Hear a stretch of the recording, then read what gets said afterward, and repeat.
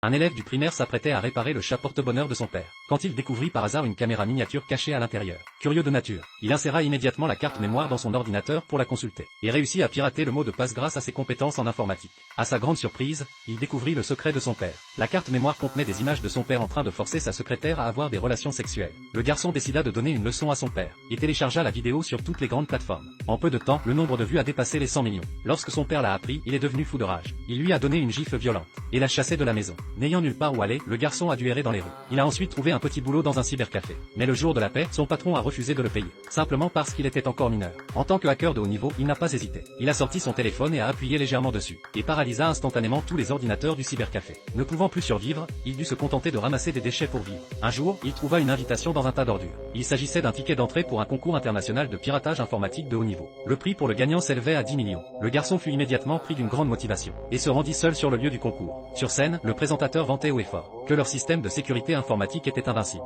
Il suffisait de franchir les 3 premiers pare-feu sur place. Non seulement il remporterait le prix colossal, mais il gagnerait également une petite amie sexy en récompense. Le garçon ricana. Il voulait seulement prouver sa valeur par ses propres moyens. 2 minutes seulement après le début du concours, les meilleurs hackers de chaque pays furent éliminés les uns après les autres. Finalement, il ne resta plus que le garçon sur scène. Il continuait à taper sur son clavier avec un air détendu, alors que tout le public pensait qu'il ne pourrait pas franchir la 3e ligne de défense. Le garçon réussit soudainement une opération qui stupéfia tout le monde.